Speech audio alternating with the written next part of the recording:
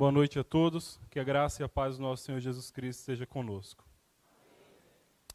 Irmãos, antes de iniciar a palavra, eu gostaria de agradecer pela oportunidade. Da última vez que eu estive aqui, eu falei uma coisa, eu gostaria de repetir. Tanto eu quanto minha esposa Lidiane, nós nos sentimos muito bem aqui na CIBA, nós nos sentimos muito bem recebidos, nós fazemos parte da família CIBA, né? Então, muito obrigado por toda essa recepção em todo esse último ano que nós estivemos aqui. Ainda antes de nós abrirmos a Bíblia, essa tarde eu estava refletindo em casa, estava meditando a respeito da soberania de Deus. Pensem comigo, 3 pessoas que não se conversaram, que não trocaram ideias. Essas 3 pessoas são Vitor, Valder Carlos e eu. E acabou que os 3 eles prepararam temas muito parecidos, são 3 textos diferentes, com aplicações, implicações diferentes, mas o núcleo da mensagem que Vitor pregou domingo passado, que Valder Carlos pregou hoje de manhã, é a que eu vou pregar agora de noite. Então, a conclusão que eu cheguei dessa minha meditação é que alguma coisa Deus quer falar com a igreja. Essa foi a minha conclusão. Então, eu peço aos irmãos que abram suas Bíblias na carta de Paulo aos Gálatas.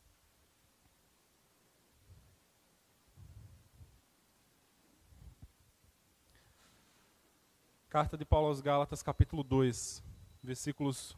Nós vamos ler do 16 ao 20. E aí eu estarei fazendo a leitura na versão Almeida Revista e Atualizada. Então eu peço a irmã que coloca na versão Almeida, por favor. Gálatas, capítulo 2, versículos 16 a 20. O tema da minha mensagem é o coração e o poder do Evangelho. Então é sobre isso que eu quero tratar essa noite. O coração e o poder do Evangelho. Muito bem, Gálatas capítulo 2, eu vou fazer a leitura dos versos 16 ao verso 20. Fala assim a palavra do Senhor. Sabendo, contudo, que o homem não é justificado por obras da lei, e sim mediante a fé em Cristo Jesus, também temos crido em Cristo Jesus para que fôssemos justificados pela fé em Cristo. E não por obras da lei, pois por obras da lei ninguém será justificado. Mas se procurando ser justificados em Cristo, fomos nós mesmos também achados pecadores, dá-se-á o caso de Cristo ser ministro do pecado? Certo que não, porque se torno a edificar aquilo que destruí, a mim mesmo me constituo transgressor, porque eu, mediante a própria lei, morri para a lei, a fim de viver para Deus. Estou crucificado com Cristo. Logo já não sou eu quem vive, mas Cristo vive em mim. E esse viver que agora tenho na carne, vivo pela fé no Filho de Deus, que me amou e a si mesmo se entregou por mim. Vamos orar mais uma vez, meus irmãos. Pai querido, Pai amado, mais uma vez nos colocamos diante do Senhor, a Deus, e o meu pedido é que o Senhor abra o nosso coração, que o Senhor ajude-nos, ó Pai, a compreender a Tua palavra, ó Deus. Eu entendo que o coração carnal, ó Pai, se não for pelo Teu Espírito Santo, o ser humano jamais conseguirá compreender, discernir a Tua palavra. Então, em nome de Jesus Cristo, ó Deus, me usa mesmo em as minhas fraquezas, para que a palavra seja claramente passada para as pessoas que estão aqui essa noite, ó Deus. É isso que eu te peço, em nome de Jesus Cristo. Amém. Pois bem, meus irmãos, então estamos diante da carta de Paulo aos Gálatas, e antes de entrar na carta inicialmente, eu quero fazer algumas reflexões. E é interessante nós analisarmos como a história, e aí eu falo a história de modo geral, a história da humanidade, ela é cíclica. Se nós olharmos o que está acontecendo no mundo hoje, nada mais é do que a repetição do que já aconteceu há muitos anos. Como diria Salomão, não existe nada novo debaixo do sol. Então a história, ela tende a se repetir. As coisas que acontecem hoje já aconteceram em outros tempos, com algumas pequenas mudanças, com algumas adaptações, mas o fato é que a história é cíclica. E um dos pontos que mostra que a história é cíclica é quando nós observamos a ideia que o ser humano tem que pode se achegar a Deus através da sua própria força, através das suas próprias obras.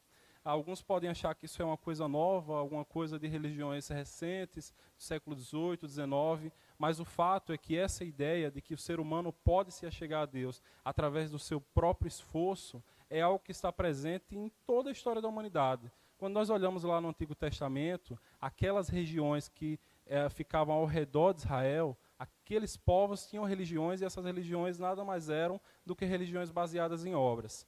Então, isso sempre esteve presente em todas as religiões, essa ideia que o homem pode se achegar a Deus através do seu próprio esforço.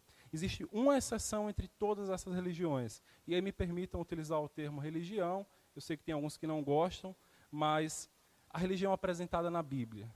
O que nós encontramos tanto no Antigo Testamento quanto no Novo Testamento, em toda a Escritura Sagrada, é uma salvação que é mediante a graça, é uma salvação que é um presente de Deus. Então, diferente do que todas as outras religiões ensinam, que a salvação é pelas obras, que a salvação é pelo seu esforço, a Bíblia é muito clara e diz que não, a salvação não é pelas obras, a salvação não é pelo seu esforço, mas é um presente de Deus, mediante o sacrifício de seu Filho Jesus Cristo. Como eu falei, tanto no Antigo Testamento, nos sacrifícios dos animais que prefiguravam, que apontavam para o sacrifício de Cristo, quanto no Novo Testamento, no sacrifício de Cristo propriamente.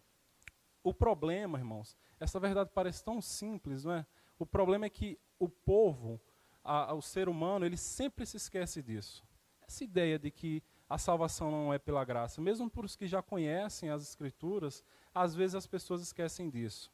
Então, lá no tempo do Antigo Testamento, Deus sempre levantava profetas, os profetas iam lá, anunciavam ao povo, relembravam ao povo a palavra de Deus e traziam aquele povo de volta para a verdade.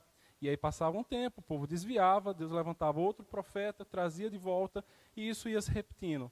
E na época do apóstolo Paulo, isso também aconteceu. Deus levantou o apóstolo Paulo, nesse contexto da igreja da Galácia, para poder lembrar os irmãos dessa igreja a respeito dessa verdade. Então a luta de Paulo contra o legalismo, ele está presente em todas as cartas. Romanos, Coríntios, Colossenses, mas em Gálatas de forma especial, essa é uma coisa que acontece com muito mais presença. E o que é esse legalismo que eu citei? Legalismo é justamente a ideia de que o ser humano pode se achegar a Deus, pode agradar a Deus pelo cumprimento de certas regras e de certas práticas. Então, a ideia de Paulo, ao escrever essa carta, era justamente lembrar os irmãos da igreja da Galácia que não é bem assim, que o legalismo não vai levar a lugar nenhum. Então, falando sobre o contexto dessa carta especificamente, antes de nós entrarmos no texto, nós vemos lá em Atos capítulo 16 que o apóstolo Paulo passou pela região da Galácia, pregou o evangelho lá, aprove a Deus que Paulo ficasse doente naquela região, ele passou um tempo a mais e pregou o evangelho naquela região. Vários irmãos, várias pessoas se converteram e o ensino de Paulo era muito simples. A salvação é pela fé em Cristo Jesus, sem as obras da lei. Esse é o ensino que nós encontramos em Romanos 3, por exemplo, e em toda a Escritura. Só que aí Paulo, como era um missionário, foi lá naquela região, isso na segunda viagem missionária, passou um tempo ali, pregou o evangelho, algumas pessoas converteram e ele sai daquela região para ir pregar o evangelho em outro local. Quando Paulo sai daquela região, chega um grupo de pessoas chamados de judaizantes naquela igreja, na igreja da Galácia, com a ideia mais ou menos assim, vocês ouviram Paulo pregando que a salvação era pela fé? Não, Paulo pregou só a metade do evangelho. A salvação, na verdade, é pela fé, mas a guarda de algumas práticas. E quem eram esses judaizantes? Esses judaizantes, que é um termo muito usado, eram pessoas, cristãos, supostamente cristãos, judeus, que entendiam e ensinavam, o que era pior, que os gentios aqueles que não são judeus, ou seja, povo que não era de Israel, que eles precisavam, para poder ser salvos, eles precisavam guardar a dieta judaica, questão de não comer certos alimentos, como por exemplo carne de porco. Eles entendiam que os gentios, o povo que não era de Israel, tinha que guardar ainda algumas festas e datas específicas. Caso não fizesse isso, eles não conseguiriam a aprovação de Deus. E eles ensinavam que o homem deveria se circuncidar, mesmo depois de velho, deveria se circuncidar. Em outras palavras, os judaizantes ensinavam que a salvação era pelas obras. Em outras palavras, era isso que os judaizantes ensinavam. Eu falando tudo isso, alguém pode chegar à conclusão, mas tudo bem, isso aí foi há quase 2000 anos atrás. O que é que isso tem a ver comigo hoje? Qual é a relação que esse texto tem com a minha vida hoje? O fato, meus irmãos, é que esse tipo de pensamento ele está extremamente presente no coração do ser humano. Essa ideia de que o ser humano precisa seguir uma série de regras, essa ideia que o ser humano precisa cumprir uma série de pré-requisitos para poder ser salvo, está presente no coração do ser humano. E essa ideia de você fazer algo para merecer a salvação continua presente. Vocês querem ver? Hoje em dia há pessoas que ensinam, entendem que para você ser salvo, você precisa guardar um dia específico da semana como critério de salvação. Caso você não faça, você não vai ser salvo. Tem outros que dizem que você precisa participar de determinadas campanhas ou rituais, caso contrário, você não será salvo. Ainda outros que entendem que se você não entregar o dízimo, você não será salvo. Outros que entendem que a utilização de certas roupas é pré-requisito para a salvação.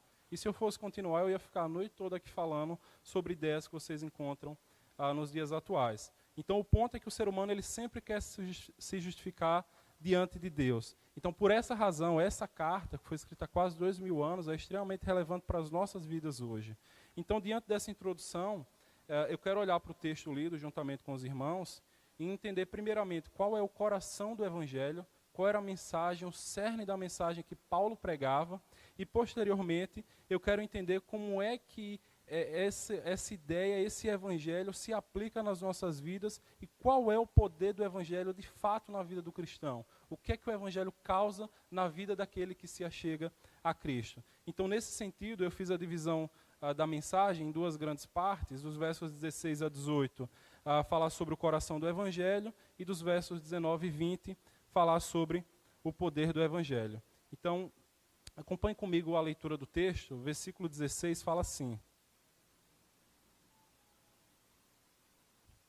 logo no início: sabendo, contudo, que o homem não é justificado por obras da lei, e sim mediante a fé em Cristo Jesus. Sabendo, contudo, que o homem não é justificado por obras da lei, e sim mediante a fé em Cristo Jesus. E aqui nós temos que responder uma pergunta. Essa coisa de justificação, como eu falei, Vitor pregou domingo, hoje de manhã Valde Carlos, e agora à noite eu também estou falando sobre isso.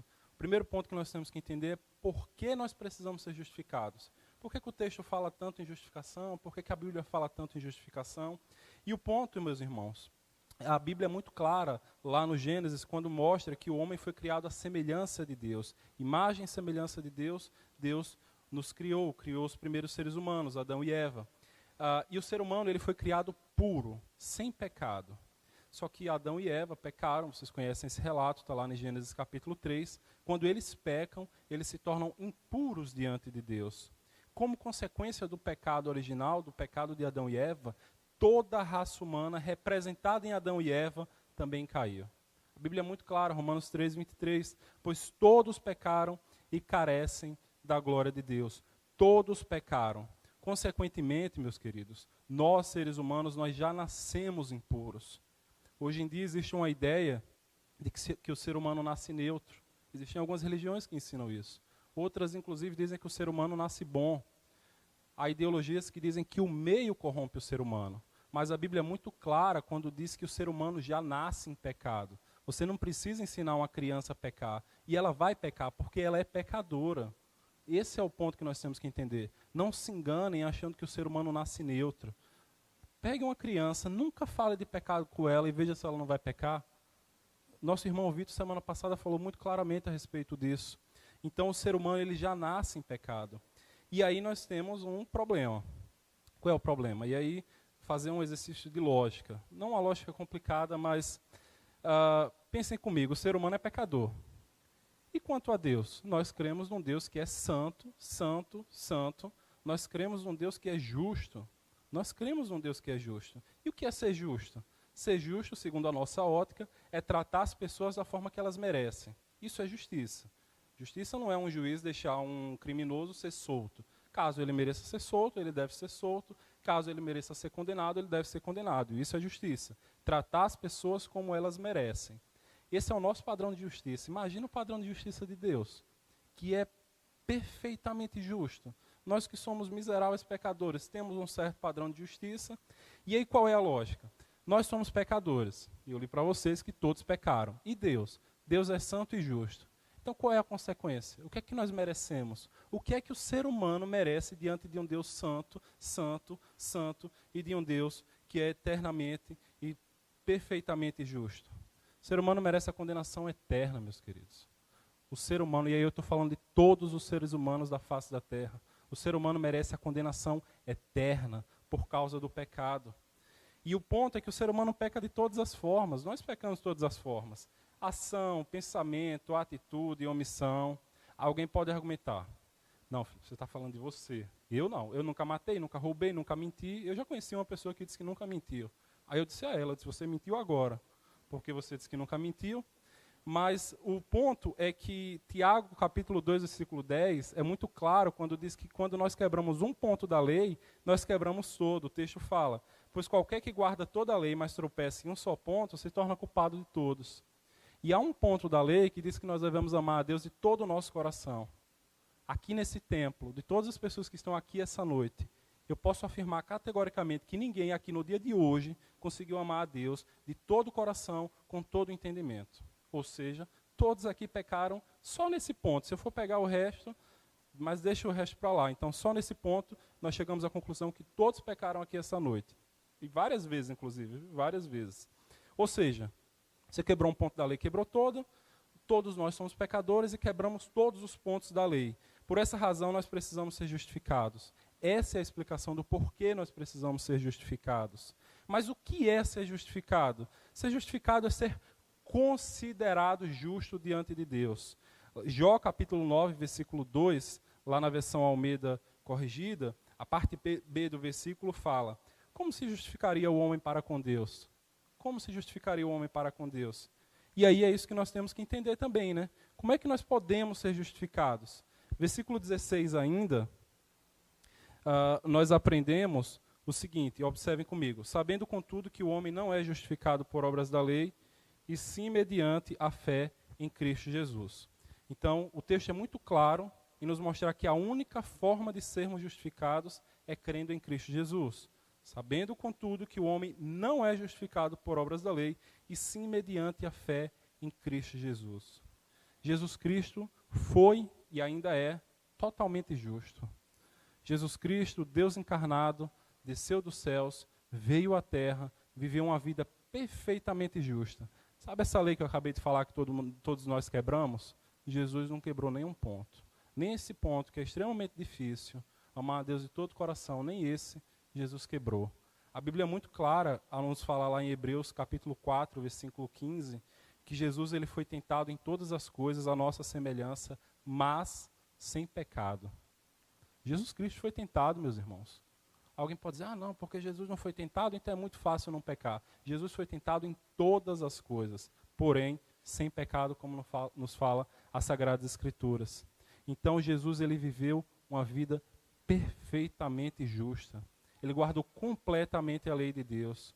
E por causa disso, o sacrifício que ele fez na cruz do Calvário foi aceito por Deus. O sacrifício de Cristo foi o sacrifício perfeito. Porque ele conseguiu viver uma vida perfeita, ele conseguiu viver uma vida extremamente justa. Então, por causa do que Jesus Cristo fez, não por causa do que nós fazemos, mas por causa da perfeição de Cristo, por causa da vida que Jesus Cristo teve, quando nós cremos em Cristo, quando nós colocamos a nossa fé em Cristo verdadeiramente, Deus imputa a justiça de Cristo em nós. Aí é outra palavra complicada. O que é essa coisa de imputar? Por que é complicada? Porque esse termo é um termo que está relacionado à área jurídica. Então, a não ser os que trabalham na área jurídica, os outros, nós não temos, não é comum nós utilizarmos esse termo de imputar. Mas o que significa imputar? Imputar significa contar, acreditar, atribuir. Imputar algo a uma pessoa significa pôr esse algo em sua conta. Então, quando nós falamos que a justiça de Cristo é imputada sobre nós, inclusive existe uma doutrina chamada a doutrina da dupla imputação, que é a ideia de que quando Cristo morre na cruz do Calvário, os nossos pecados são imputados nele, ou seja, Cristo foi considerado por causa dos nossos pecados, ele foi considerado pecador por causa dos nossos pecados. Observem a palavra que eu estou usando, meus irmãos, e é importante que isso fique claro. O termo imputar significa considerar. Por exemplo, quando a Bíblia fala que a justiça de Cristo é imputada sobre nós, isso não quer dizer que nós somos justos. Quer dizer que nós somos considerados como justos. Por quê? Por causa da justiça de Cristo. Então, quando nós temos essa ideia da imputação do pecado lá sobre Cristo, não é que Cristo se tornou pecador, isso está errado. Cristo foi considerado pecador por causa dos nossos pecados. Então, isso é importante deixar claro. Essa ideia de imputação não troca a natureza da pessoa. Então, quando nós cremos em Cristo verdadeiramente, Deus ele imputa a justiça de Cristo em nós. É como se nós estivéssemos aqui agora E aí Deus, ao olhar para a minha vida, Ele não vai mais ver os meus pecados, aquelas misérias que eu cometo, que eu cometi na minha vida, que infelizmente eu ainda vou cometer até o fim dos meus dias, mas Ele enxerga a justiça de Cristo ao invés da minha. E agora sim, agora eu estou bem. Ele não está enxergando a minha miséria, está enxergando a justiça de Cristo. É isso que nós queremos dizer com essa ideia de imputação. Deus imputa a justiça de Cristo naquele que crê verdadeiramente, que deposita a fé verdadeiramente em Cristo. Então, Deus, Ele nos vê como se Ele mesmo, como se nós mesmos tivéssemos feito bondade. Então, acho que essa parte é importante de deixar claro. O ponto é que a obediência de Cristo, os méritos de Cristo, a justiça pessoal de Cristo, ela é imputada, ela é considerada na vida do crente. Ou seja, você crê em Cristo verdadeiramente, se você vai para o céu, meu irmão, mas não é porque você merece, não. É por causa do que Cristo fez. Cristo viveu uma vida perfeita. Então Deus olha para a nossa vida, enxerga Cristo ao invés de nós. Quando nós falamos que nós somos lavados e remidos pelo sangue de Jesus, imaginem, e eu gosto muito de pensar nisso, como se Deus, ao olhar para a minha vida, me enxerga não mais eu, porque eu fui coberto pelo sangue de Cristo, mas Ele enxerga Cristo na minha vida, ao invés da minha miséria, dos meus pecados. É por isso que nós podemos ser salvos, por causa da justiça de Cristo. Qual é a conclusão que eu chego, meus queridos? O Evangelho é muito simples. O Evangelho de Jesus Cristo é muito simples. Às vezes o homem tenta dificultar, mas o que é o Evangelho? Nós somos miseráveis pecadores, não conseguimos ser salvos de forma alguma pela nossa força, por isso nós precisamos de um Salvador. Há alguns que acham que Jesus foi somente um guru, um mestre, um professor. O ponto é que Jesus, ele é o nosso Salvador. Nós precisamos de um Salvador. Não apenas de um guru para ensinar qual é o caminho. Não apenas de um professor para dizer o que é que nós devemos fazer. Mas nós precisamos desesperadamente de um Salvador. E nós temos esse Salvador que é Jesus Cristo. Então, o Evangelho é isso. Nós não conseguimos ser salvos pelos nossos méritos, pelo nosso braço, pela nossa força, pelo cumprimento de regras. Então, nós precisamos de um Salvador. E nós temos esse Salvador que é Jesus Cristo. Nós temos acesso a esse Salvador que é Jesus Cristo. Nós precisamos reconhecer que é impossível obter méritos por nós mesmos. Aí alguém ainda, depois de tudo isso que eu falei, pode pensar, mas por que é tão difícil crer nisso? Não é tão simples a mensagem do Evangelho? O pecador não consegue obter salvação sem Cristo, precisa desesperadamente de Cristo, mas por que o ser humano insiste em querer fazer obras para ser salvo? Por que você vê religiões e religiões com essa ideia de obras por trás crescendo cada vez mais? Por que o ser humano ainda insiste nisso? O ponto, meus queridos, é que o ser humano, por natureza, ele é legalista. Aquela ideia que eu falei lá atrás, que o ser humano quer fazer obras, que o ser humano quer fazer alguma coisa para merecer algo. E, além disso, o ser humano, de modo geral, ele é muito orgulhoso. Se tem uma coisa que você pode afirmar sobre o ser humano, é que ele é orgulhoso. Vocês querem ver um exemplo? Às vezes, nós ouvimos a seguinte frase. Alguém fica na casa de outra pessoa por um tempo, e aí você escuta a frase. Eu não quero ficar devendo favor a ninguém. Deus me livre de ficar devendo favor a fulano. Não, não. Às vezes você vai dar um presente a alguém, a pessoa ela quer lhe dar um presente de volta. E às vezes não é por bondade não, às vezes é por orgulho. Ela se sente mal. Você dá um presente, não, como é? Diego me deu um presente, não, eu tenho que dar alguma coisa de volta. Eu tenho que dar alguma coisa de volta. Por quê? Porque o ser humano é orgulhoso. Ele quer fazer alguma coisa em troca. Ele quer fazer por merecer alguma coisa. Então, é muito mais fácil para nós dar alguma coisa do que receber alguma coisa. Agora, observem. Se com um presente tem essa dificuldade toda, imagine com a salvação. Chega um camarada e fala, a salvação é de graça, você não precisa pagar, não. Não, eu tenho que fazer alguma coisa. Não, é de graça, crê em Cristo, se arrependa dos seus pecados. Não, eu preciso fazer alguma coisa para ser salvo. Então, essa ideia, ela está impregnada no brasileiro, principalmente. Por quê? Se vocês olharem a questão da colonização, de como o brasileiro foi colonizado, questão católica e tudo mais, essa ideia ela está extremamente impregnada no brasileiro. No brasileiro. Essa ideia de fazer obras para obter a salvação. Então, é por isso que as religiões que ensinam essas coisas, elas crescem absurdamente. Porque elas estão ensinando algo que o ser humano quer ouvir, basicamente. Mas ainda no verso 16, o texto é muito claro. Por obras da lei, ninguém será justificado. meus queridos, isso precisa ficar claro, e não apenas para os que ainda não são crentes, mas para a igreja. Eu já conheci várias pessoas com mais de 15, 20, 30 anos de igreja, que ainda entendem que para ser salvo, para obterem salvação, precisam fazer alguma coisa. Então, mesmo com muito tempo de igreja, ainda há essa ideia. É muito comum as pessoas falarem isso, acharem isso. O ponto é que não tem nada, absolutamente nada do que nós podemos fazer pelas nossas obras que pode nos justificar. Efésios é muito claro, né? Efésios 2, porque pela graça sois salvos por meio da fé, isso não vem de vós, não vem de nós, a salvação não é por nós não, meus queridos. Salvação é um dom de Deus, salvação é um presente de Deus. E esse foi o ponto central da Reforma Protestante. Martinho Lutero, vocês conhecem a história, estava lendo as Escrituras, chegou à conclusão que o justo viverá pela fé. E aí de lá para cá aconteceu todas essas coisas. Então a salvação é pela graça de Deus por meio da fé. Mas continuando ainda no texto, meus queridos, observando os versos 17 e 18, Paulo aqui ele vai responder uma pergunta. O texto fala assim: mas se procurando ser justificados em Cristo, fomos nós também achados pecadores, dá-se-á o caso de ser Cristo ministro do pecado? Certo que não, porque se torna a edificar aquilo que destruí, a mim mesmo me constituo transgressor. Então aqui no versículo 17, Paulo está respondendo uma pergunta. Paulo gosta muito dessas coisas, ele cria a pergunta e ele mesmo responde a pergunta. E a pergunta é mais ou menos assim: Paulo, se nós somos justificados pela fé, sem as obras da lei, isso quer dizer que você se tornou perfeito? Você não continua a pecar mesmo depois de convertido? Se você continua a pecar, isso não corresponde a transformar Cristo em ministro do pecado? E aí Paulo é taxativo em dizer não. Cristo não é ministro do pecado. Por quê? Porque nem judeus, nem gentios guardavam a lei.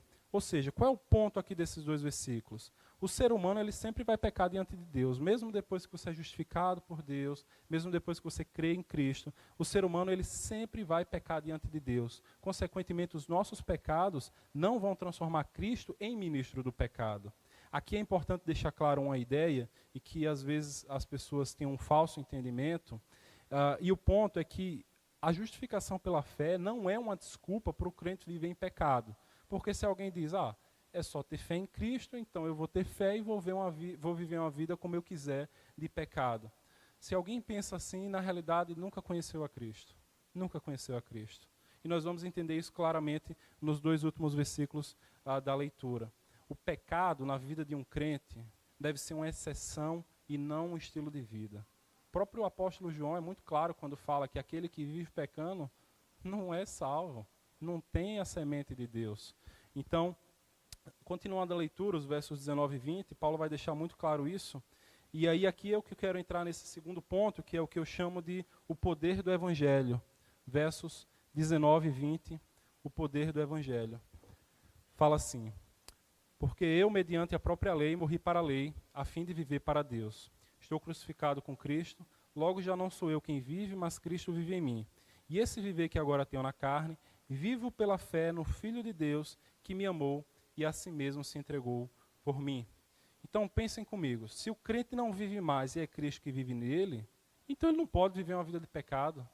Porque se é Cristo que vive na vida do crente, como é que um crente, uma pessoa que se diz salva, vai viver uma vida de pecado? E quando eu falo uma vida de pecado, eu estou falando uma vida deliberada de pecado. Porque todos pecam aqui. Senão a conclusão é que Cristo não viveria em ninguém, absolutamente ninguém aqui essa noite. Mas o ponto é que o crente ele não pode viver uma vida de pecado, não pode viver uma vida onde o pecado é o seu estilo de vida, porque quem vive nele é Cristo, o Filho de Deus. E aí nesses dois versículos nós aprendemos como a vida do ser humano é transformada pelo poder do Evangelho. A vida do crente deve ser pautada nessa verdade. Já não sou eu quem vive, mas Cristo vive em mim. Observem o verso 19, mais uma vez o texto fala assim: porque eu, mediante a própria lei, morri para a lei. Eu morri para a lei. E com isso, Paulo quer nos mostrar que a lei ela não pode mais nos condenar. Nós estamos mortos para ela. Lá em Romanos capítulo 7, os 4 primeiros versículos, Paulo faz uma analogia entre o casamento para explicar esse ponto aqui, muito boa, muito interessante de entendermos. O ponto é que o crente, quando ele crê em Cristo verdadeiramente, ele morre para a lei. A lei não pode ter poder sobre alguém que está morto para ela. Ou seja, a lei não tem poder mais sobre nós, a lei não pode mais nos condenar.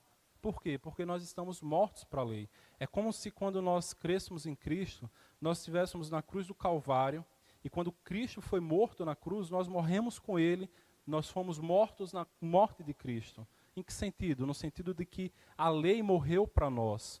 E o que é que isso afeta o nosso dia a dia, essa ideia de que nós morremos para a lei? Isso afeta o nosso dia a dia porque nós passamos a viver sem culpa, sabendo que todas as exigências da lei já foram cumpridas por Jesus Cristo. Se não fosse por Jesus Cristo, viveríamos uma vida extremamente miserável. Pensem naquelas pessoas que não entendem ainda que sem a fé em Cristo não conseguem obter salvação. A vida de uma pessoa como essa, e me perdoem a palavra, mas é uma vida muito miserável. Por quê? A pessoa sempre vai tentar se justificar com um conjunto de regras e práticas, e talvez consiga 3 dias, 4 dias, mas no 5º dia ela vai cair. E aí quando cair, o que é que vai acontecer? Vai vir a culpa, o peso em cima dessa pessoa. E inclusive há crentes que vivem assim. Há crentes que vivem uma vida de culpa, uma vida de peso. Quando Jesus fala, entrega os seus fardos para mim, parece que a pessoa só entregou a metade. Eu vou lhe entregar a metade, Jesus, o resto deixa comigo que eu dou conta. E há muitas pessoas que vivem uma vida tão miserável, tão culposa, as pessoas não entendem que morreram para a lei. A lei não pode mais nos condenar. Ela não pode mais nos condenar, nós estamos mortos para ela. Agora, é importante deixar claro, o fato de nós estarmos mortos para a lei também nos mostra que nós estamos mortos para o pecado. Então, eu sempre vou ficar batendo nessa tecla. Nós estamos mortos para a lei não pode mais nos condenar, maravilha. Mas se nós morremos para a lei, nós morremos para o pecado. Por quê? Porque onde não há lei, não há pecado. Então, nós estamos mortos para o pecado. O que eu quero dizer com isso? O pecado, ele não tem mais poder sobre a nossa vida. Ele não pode mais ter poder sobre a nossa vida. Eu quero mais uma vez bater nessa tecla, meus irmãos. Uma pessoa que se diz crente não pode ter o pecado como prática de vida. O pecado tem que ser uma exceção. Aí alguém pode dizer, Felipe, mas tem um pecado que eu não consigo largar. E já tem tantos anos que eu luto contra esse pecado, eu sempre caio, eu sempre peco. Entenda, meus queridos, que quando nós entendemos que nós estamos unidos com Cristo, a nossa união com Cristo nos ajuda inclusive nisso. Quando nós entendemos que nós estamos mortos para a lei, que nós dependemos da graça de Deus, verdadeiramente nós vamos ter força para conseguir vencer esse pecado. Não força que vem de nós, mas que vem de Deus. O próprio Paulo, escrevendo a Timóteo, fala, fortifica-te na graça, Timóteo. Nós precisamos nos fortificar na graça, entender que nós somos salvos pela graça, entender que nós somos mortos para a lei e o pecado não pode ter mais poder sobre a vida do crente. E dessa forma nós conseguiremos muito mais vitórias contra os pecados. Vocês podem ter certeza disso. Mas ainda no verso 19, o apóstolo Paulo continua e ele fala, porque eu, mediante a própria lei, morri para a lei, a fim de viver para Deus. A fim de viver para Deus. Nós não só morremos para a lei, para o pecado, mas o crente em Cristo Jesus, ele também passa a viver para Deus. A nossa vida deve ser vivida para Deus. Nós vivemos para a glória de Deus. Lá no mundo, de modo geral, fora da igreja, se tem uma pergunta que é a pergunta do século. Por que é que eu estou aqui? Por que é que eu nasci? Nós nascemos para a glória de Deus. Nós nascemos para glorificar a Deus. Esse é o nosso propósito. Nós estamos aqui para glorificar a Deus. E quando nós entendemos uma verdade como essa, nós morremos para a lei a fim de viver para Deus. Isso tem que alterar a nossa forma de enxergar o mundo. Por quê? Porque os nossos relacionamentos têm que ser para a glória de Deus. O nosso trabalho tem que ser para a glória de Deus. Você quer tirar uma nota boa para passar na disciplina em alguma matéria? Ok, mas isso tem que ser feito para a glória de Deus. Você quer pregar? Eu tenho que pregar para a glória de Deus. Nós temos que viver para a glória de Deus. Nosso casamento, quem é casado, tem que ser para a glória de Deus. Quem está namorando tem que ter um namoro para a glória de Deus. Quem é solteiro tem que ser solteiro para a glória de Deus. Tudo que nós fazemos tem que ser para a glória de Deus. E aqueles que já são crentes, que estão aqui essa noite, vocês podem fazer um exercíciozinho de memória e lembrar como era a vida de vocês antes de Cristo e como é depois de Cristo.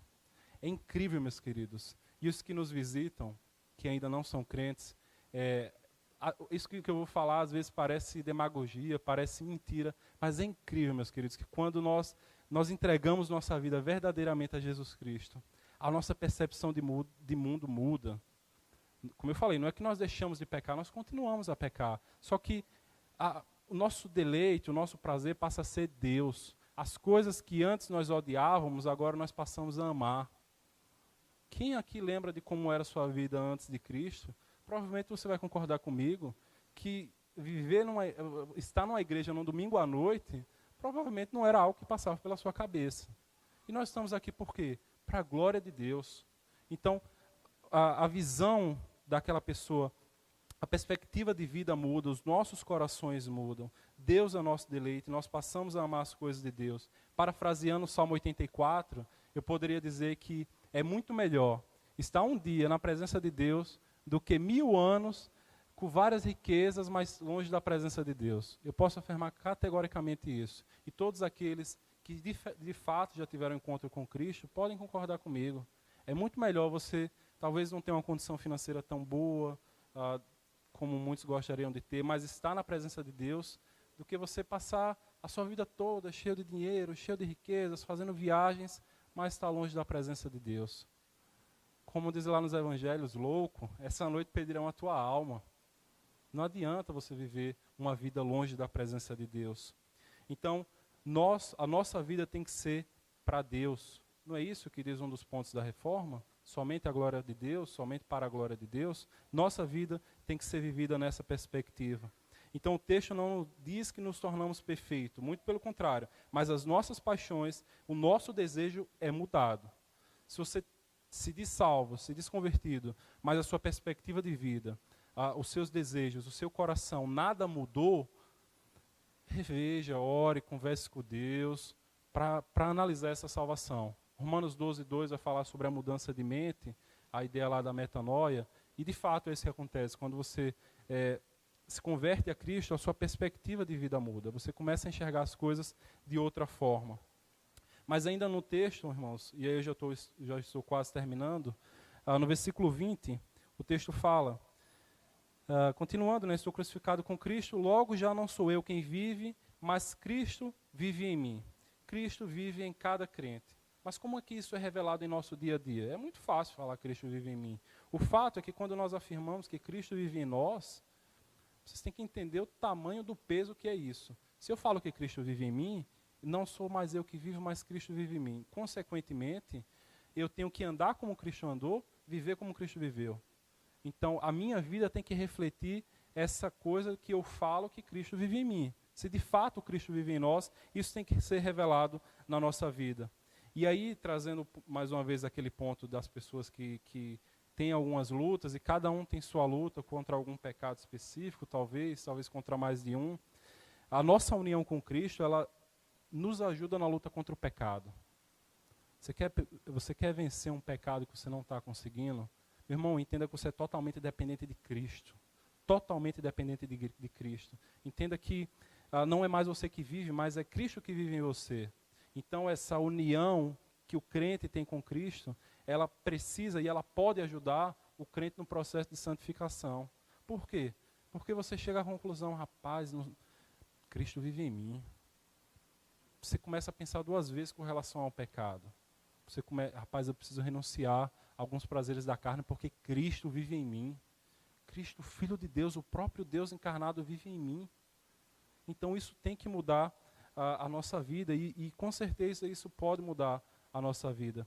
E o último ponto que eu quero olhar no verso 20 ainda, finalzinho do versículo, fala, logo já não sou eu quem vive, mas Cristo vive em mim, e esse viver que agora tenho na carne, vivo pela fé no Filho de Deus, que me amou e a si mesmo se entregou por mim. Me amou e a si mesmo se entregou por mim. Jesus Cristo nos amou, Ele se entregou voluntariamente pela minha vida, pela sua vida, meu querido.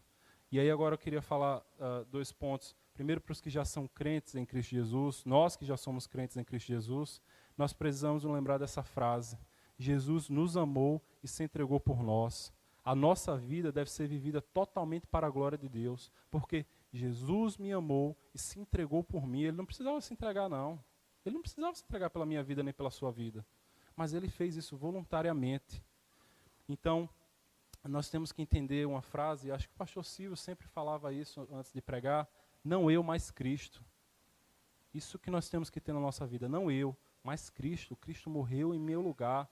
Então quem tem que viver na minha vida não sou eu, mas é Cristo. Cristo tem que ser o centro da nossa vida. Falar que tem fé em Jesus Cristo é muito fácil, mas você viver de acordo com o que Cristo viveu, é isso que o crente tem que viver de fato. E naturalmente o processo de santificação é um processo que você vai ter 105 anos e ainda vai estar lutando contra alguns pecados.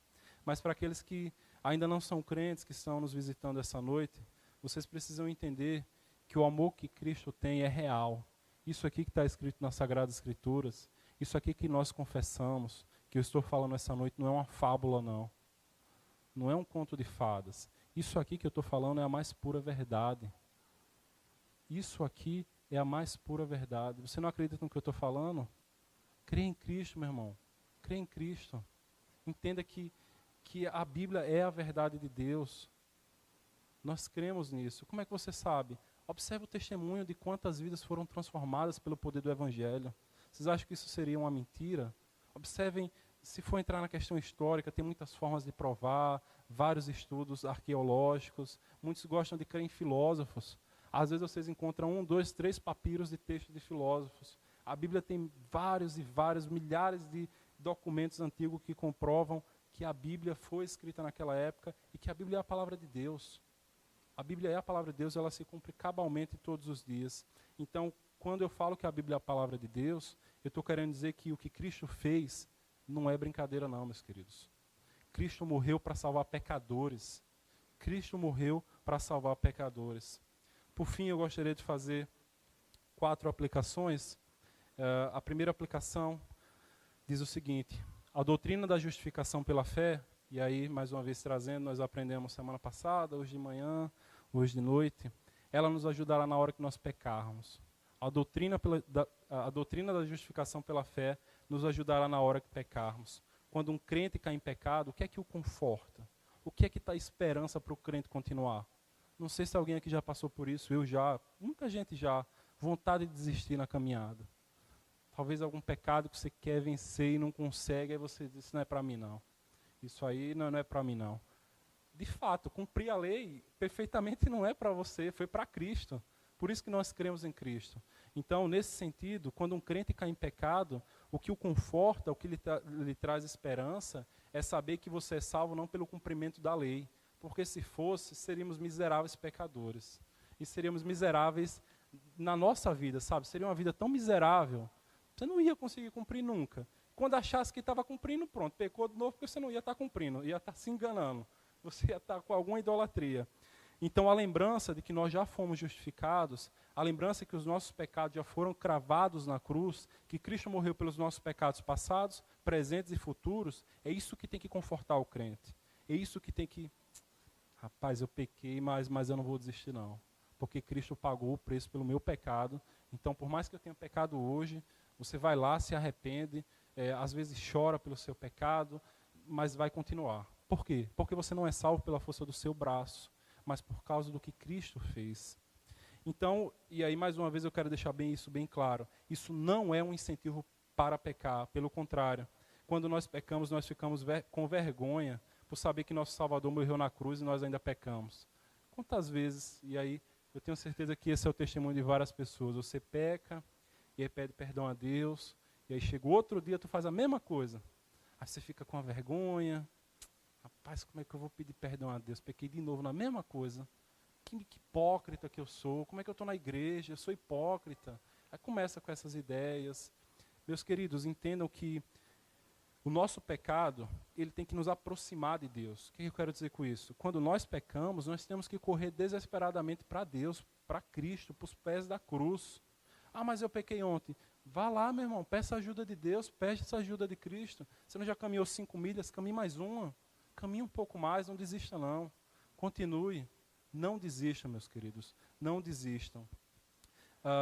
Então, nesse sentido, a justificação, ela é um incentivo para a santificação e não um incentivo para pecar. Segundo ponto, se não entendermos a justificação pela fé, sempre iremos viver uma vida de culpa, desespero e angústia. É basicamente a mesma ideia, né? Nós sempre vamos tentar nos justificar e sempre iremos falhar. Talvez é por isso que aprove a Deus que 3 mensagens seguidas se falasse sobre justificação pela fé. Para que nós entendêssemos que quando nós não entendemos de fato a justificação pela fé, a vida do crente vai ser uma vida de angústia e desespero. Provavelmente você já deve ter algum momento da caminhada, porque não é tão fácil entender isso. É natural, às vezes a pessoa se converte a Cristo, mas ela ainda tem algumas dificuldades de entendimento disso, ainda quer fazer obras para ser salvo. E quem já passou por isso aqui sabe como é desesperador e angustiante. Você tentar vencer um pecado pela sua própria força, aí você cria estratégias, e não estão erradas as estratégias em si, mas aí você cria e vai lá e cai, e peca, e caramba, pequei de novo. O ponto é que nós temos que entender a justificação pela fé para que nós não vivamos uma vida de angústia e desespero. Por quê? Porque nós sempre iremos vacilar e aí depois vem a culpa. Terceiro ponto, a nossa união com Jesus Cristo irá nos ajudar na nossa luta contra o pecado. A nossa união com Jesus Cristo irá nos ajudar na nossa luta contra o pecado. O caminho para vencer o pecado que habita em nós é a união com Cristo. O caminho para vencer o pecado é a união com Cristo. Quer vencer um pecado, meu irmão? Dependa cada dia mais desesperadamente de Deus. Dependa cada vez mais da graça de Cristo em você. Ora e diz, meu Deus, me fortifica na tua graça, eu dependo do Senhor. Se for pela minha força, talvez eu fique um dia sem pecar, 2, 3, às vezes até um mês, 2 meses, naquele ponto específico. Mas entenda que você precisa depender de Deus o tempo todo, você precisa depender da graça de Cristo o tempo todo. Se nós renunciarmos a nós mesmos e deixarmos que Cristo viva e manifeste a sua vida em nós, nós conseguiremos muito mais vitórias contra o pecado. Eu tenho plena convicção disso que eu acabei de falar, meus queridos. Se nós deixarmos que Cristo viva a nossa vida e nós renunciemos os prazeres da nossa carne para que Cristo viva em nós e de fato isso se manifeste no nosso dia a dia, nós teremos muito mais vitórias contra o pecado. Mas a última aplicação que eu quero fazer, e essa palavra eu deixo para aqueles que nos visitam e que por alguma aventura ainda não são crentes em Cristo Jesus, meus queridos, creiam em Cristo Jesus como seu Senhor e Salvador. Somente entregando sua vida a Jesus Cristo você obterá a salvação da sua alma. Mateus capítulo 11, dos versos 28 a 30, é um texto belíssimo. Jesus fala, vinde a mim todos os que estáis cansados, sobrecarregados, e eu vos aliviarei. Tomai sobre vós o meu jugo e aprendei de mim, porque sou manso e humilde de coração. E achareis descanso para a vossa alma, porque o meu jugo é suave e o meu fardo é leve. E aí aqui eu chamei a atenção a esse trecho. Achareis descanso para a vossa alma. Não se engane achando que todos os caminhos levam a Deus. Isso daí é uma mentira diabólica que foi plantada na mente do ser humano. Achar que todos os caminhos levam a Deus. Isso é uma mentira, meus queridos. Ou achando que você vai ser salvo porque é uma boa pessoa. O único que pode trazer descanso para a nossa alma, o único que pode nos trazer salvação de fato é Jesus Cristo. A dívida que o ser humano tem com Deus ela é muito grande e ela jamais será paga com a realização de boas obras. É interessante analisar que até as nossas boas obras, a maioria delas, no fundo, são pecaminosas. Por quê? Porque muitas coisas que o ser humano faz, ele quer glória, ele quer tirar a glória de Deus e pegar para ele. Ou seja, até o altruísmo, até as boas obras, muitas vezes são manchadas de pecado. Então, nesse sentido, o ser humano jamais conseguirá ser salvo por obras, jamais conseguirá ser salvo por ser uma boa pessoa, por melhor que ela seja. Pode ser um cidadão de bem, um pai honesto, um bom marido, um bom irmão, um bom filho. O ser humano jamais conseguirá ser salvo pelo poder, pelo seu esforço, né, pelo seu próprio braço.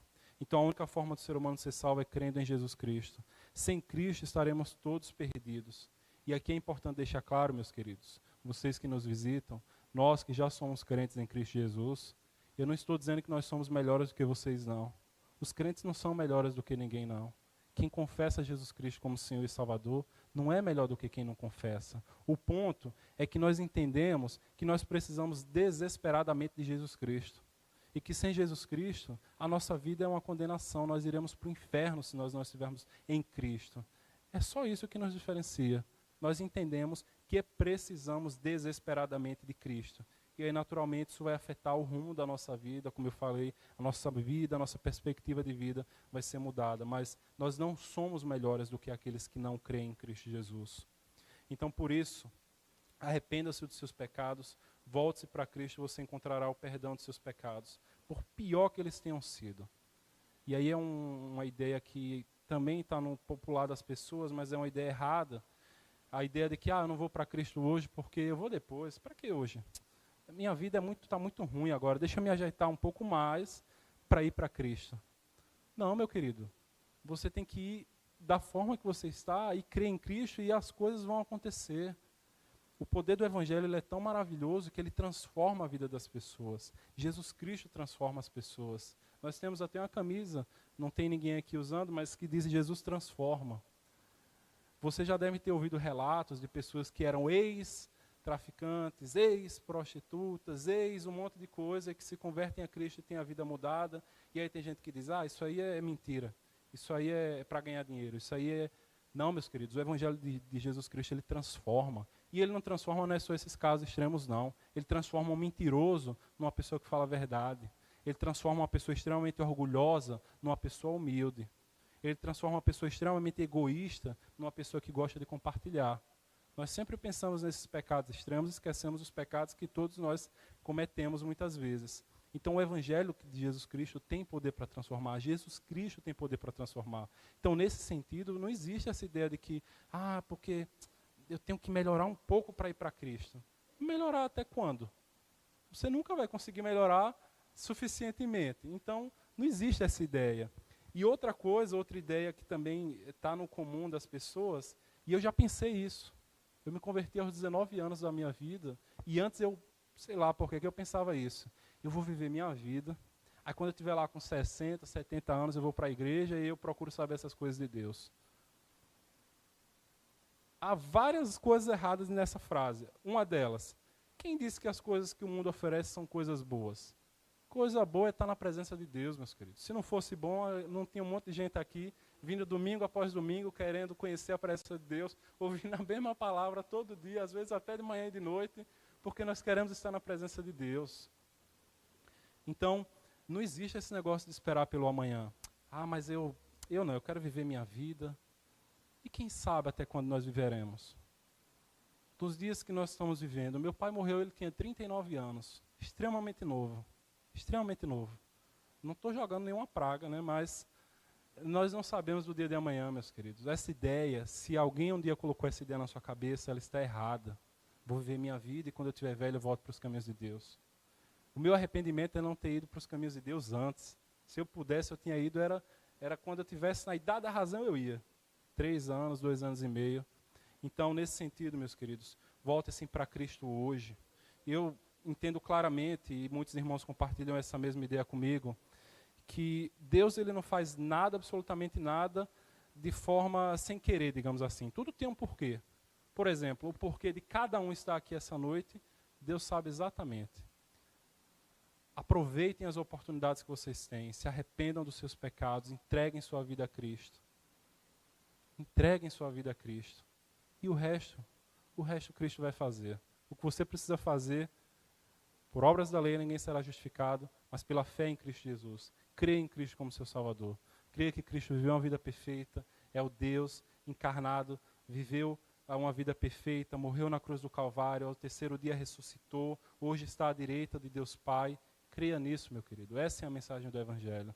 É por isso que a igreja está tão cheia, é por isso que nós nos reunimos domingo após domingo, quinta após quinta, em torno da pessoa de Jesus Cristo. Então vamos orar, meus queridos. Pai querido, Pai amado, eu venho, ó Deus, a Ti nesse momento, te pedir, ó Deus, que em nome de Jesus Cristo o Senhor possa alcançar vidas aqui essa noite, ó Deus, que o Senhor possa transformar as pessoas que nos visitam, ó Deus, que elas possam compreender que sem Cristo, ó Deus, sem Cristo não tem como alguém ser salvo. Sem Cristo, ó Pai, o que aguarda uma pessoa que não entregou de fato a vida a Cristo é o inferno, ó Deus, e a eternidade no inferno, ó Pai. Então, em nome de Jesus Cristo, toca no coração dessas pessoas, ó Deus. Em nome de Jesus Cristo, ó Deus, que o Teu Espírito Santo ilumine o entendimento dessas pessoas para que elas possam crer de fato na mensagem do Evangelho. Pai, eu te peço também por aqueles que já compreendem, que já são crentes em Cristo Jesus, que o Senhor possa estar nos ajudando, ó Deus, que o Senhor nos ajude a viver uma vida de fato para Deus, que o Senhor nos ajude de fato, ó Deus, a cumprir a Tua palavra, ó Deus, que a nossa vida ela possa transparecer de fato a vida de Cristo, ó Deus. Nos molda ao caráter de Cristo Jesus, ó Deus. Nos ajuda a cada dia mais, ó Deus, procurar acertar, não porque nós queremos ser salvos por esse acerto, mas por gratidão a tudo que o Senhor fez e por dependência total do Senhor, ó Deus. Caso haja alguém, Senhor, que por alguma razão está pensando em desistir, que está com muita dificuldade em algum ponto, ó Deus, que o Senhor fortaleça também o coração dessa pessoa, ó Deus. Em nome de Jesus Cristo, que o Senhor possa trazer à memória dessas pessoas a lembrança de tudo aquilo que elas já viveram ao seu lado, ó Deus, que elas possam se lembrar de como foi a conversão, como foi a caminhada, ó Deus, ao teu lado, Senhor. Possa se lembrar dos momentos maravilhosos em oração, possa se lembrar dos momentos maravilhosos de pregação, que ouviram a pregação da palavra, ó Deus, em nome de Jesus Cristo, ó Deus, que o Senhor possa estar dando força a essas pessoas para que elas continuem na caminhada, ó Deus. Nos ajuda, ó Deus, a continuar sempre vivendo a Tua palavra, vivendo para o Senhor, ó Deus, que a nossa vida de fato possa ser uma vida que glorifica ao Senhor em todas as áreas da nossa vida, Deus. Nos ajuda nas mais pequenas coisas, ó Deus, na forma como nós tratamos às vezes o porteiro, como nós tratamos alguma pessoa que passa por nós, que o Senhor possa estar nos ajudando, ó Deus, a refletir Cristo, ó Deus, mesmo nessas coisas pequenas, e que isso seja feito para a glória do Teu nome, ó Deus. É isso que eu te peço, em nome de Jesus Cristo. Amém.